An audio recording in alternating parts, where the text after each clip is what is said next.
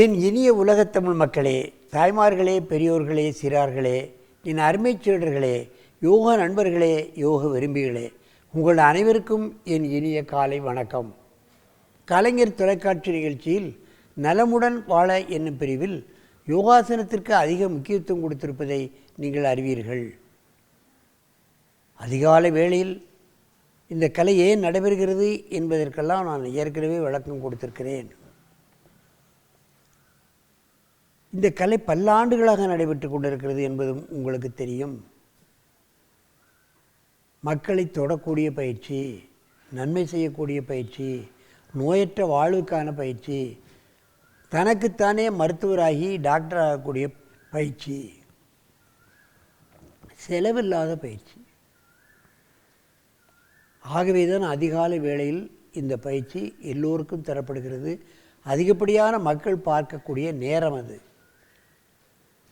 அந்த நிலையில் இன்றைக்கு நமக்கு பார்ப்பீர்களானால் ஒரு அற்புதமான பையன் இங்கே வந்திருக்கிறான். இதுவரைக்கும் யாரும் இதை மாதிரி பையன் இங்கே வந்ததில்லை. இப்போ வந்திருக்கிறான். இவன் SPSSC விவேகானந்தா வித்யாலயத்தில் முடிச்சூர் பள்ளியிலிருந்து வந்திருக்கிறான். அதன் செயலர் மீனாட்சி சுந்தரம், முதல்வர் அமுதவல்லி அவர்கள் அங்கே எல்லா மாணவர்களுக்கும் இதை கற்றுக் கொடுத்திருக்கிறார்கள். அதனுடைய ஆசிரியர், யோகா ஆசிரியர் ராஜகோபால் அவர்கள் அத்தனை மாணவர்களுக்கும் அத்தனை அற்புதமான ஆசனங்களை கற்றுக் கொடுத்து மாவட்ட, மாநில, அகில இந்திய, உலகளவிலே பிள்ளைகளை கூட்டி சென்று அந்த யோகாசன போட்டிகளை வெற்றி பெற வைப்பதற்கு தான் ரொம்பவும் பாராட்டத்தக்க விஷயம். இப்பொழுது நமது அரங்கிற்கு வந்திருக்கக்கூடிய பையன் மகேந்திரன், 13 வயது, 7வது வகுப்பு படிக்கிறான். இவனுக்கு முட்டுக்கு கீழ் ஆர்டிஃபிஷியல் கால், செயற்கை கால் பொருத்தப்பட்டிருக்கிறது. அவன் எல்லா வேலைகளையும் அவன் செய்கிறான். பள்ளிக்கு செல்கிறான். படிப்பில் கெட்டிக்காரன். அதே மாதிரி தான் எல்லா ஆசனங்களையும் செய்கிறான். தன்னுடைய 2 கால் ஊனமாக இருந்தாலும் அது ஊனமாகவே மதிக்கவில்லை. ராஜகோபால் அவர்களும் அவருடைய பெற்றோர்களும் யோகாசனத்தை அவனுக்கு நல்ல கற்றுக் கொடுத்து அற்புதமான ஆசனங்களை அவன் செய்வான். நீங்கள் பார்க்க வேண்டும். உடல் ஊனம் நமது முன்னேற்றத்திற்கு ஒரு தடையாக இல்லை என்பதற்கு இந்த பையன் ஒரு உதாரணம். என் அருமை சீடர் மகேந்திரன் அவர்களே, நீங்கள் முடிந்த ஆசனங்களை செய்யுங்கள், பார்க்கலாம். 2 கால்களும் முட்டுக்கு கீழ் அவனுக்கு ஆர்டிஃபிஷியல் கால். அதைத்தான் நீங்கள் கவனிக்க வேண்டும். விபரீத கரணி. அப்படியே சர்வாங்காசனம் தூக்குவியா?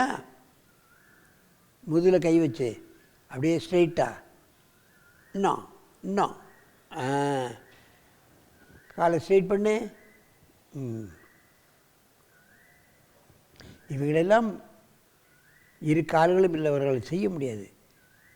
அவனுடைய வில் பவர் எப்போதுமே, உடல் சற்று பலவீனமாக இருப்பவர்கள், அவர்களுக்கு உடல் ஈனம் இருப்பவர்களுக்கு அவர்களுக்கு வில் பவர் மற்றவர்களோட அதிகம்.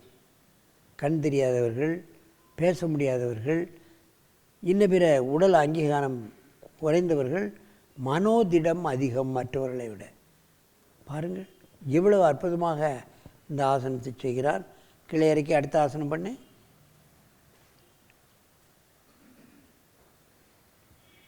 கர்ணபீட ஆசனத்தை செய்கிறான். நெக்ஸ்ட்.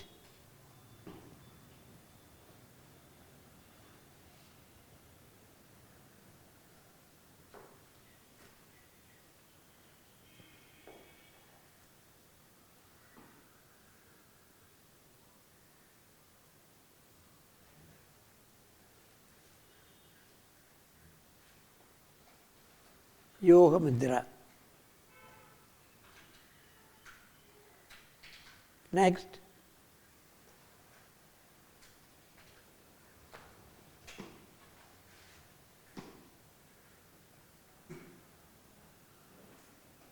தலை தூக்கு. நவாசனம்.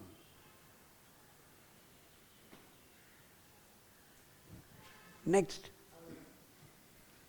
குப்புறப்படுத்தி ஏதாவது செய்வியா? புஜங்காசனம். இப்படி படு, இப்படி படு, இங்கே பாரு, பின்னவா பின்னவா.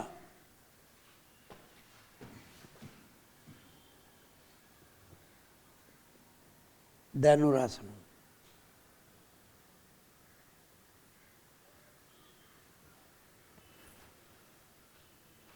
காலை விட்டு கை இங்கே பாரு, புஜங்காசனம் பண்ணு, காலை கீழே போடு, குப்புறப்படு.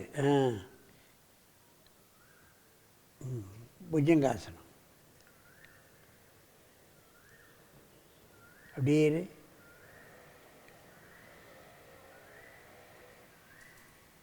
ஊனத்தை அவன் ஒரு பொருளாக மதிக்கவில்லை.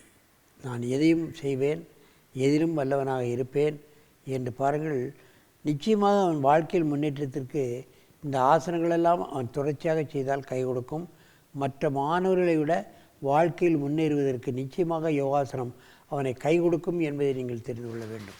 அப்படியே நேரே எழுந்திரிச்சு உட்காருப்பா, அப்படியே உட்காரு. ஆகவே அங்கீகாரம் உள்ளவர்கள் அதை பொருட்படுத்தாமல் யோகாசனத்தை கை கொண்டால் நிச்சயமாக அவர்கள் வாழ்க்கையில் வெற்றி பெறுவதற்கு இந்த ஆசனம் அவர்களுக்கு கை கொடுக்கும் என்பதை நீங்கள் கவனத்தில் கொள்ள வேண்டும்.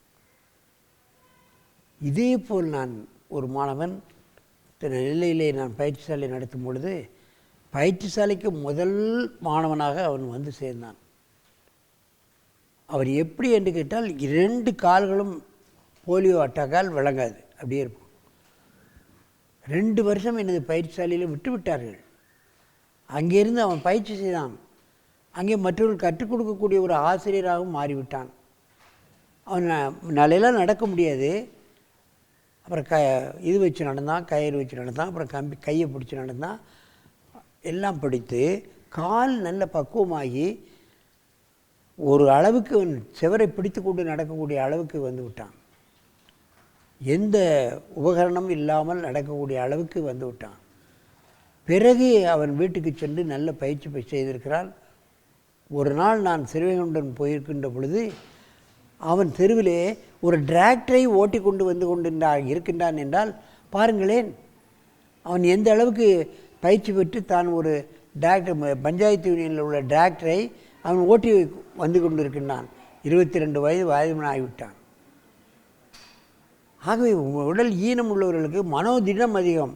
வாழ்க்கையை மற்றவர்களைப் போல் நானும் ஆக வேண்டும் என்று ஒரு மனோதிடம் அவர்களுக்கு இருக்கும். அவர்கள் யோகாசனத்தை நீங்கள் இந்த மாதிரி மாணவர்களுக்கு கற்றுக் கொடுப்பீர்களானால் நிச்சயமாக அவர்கள் வாழ்க்கையில் வெற்றி பெறுவார்கள் என்பதை நீங்கள் தெரிந்து கொள்ள வேண்டும். ஆகவே யோகாசனத்தை இதுபோன்ற மாணவர்களுக்கு கற்றுக் கொடுத்து வாழ்க்கையில் அவர்களையும் முன்னேற்றம் செய்ய வேண்டும் என்று கேட்டு உங்களிடமிருந்து விடைபெறுவது ஆசனம் ஆண்டியப்பன். வணக்கம்.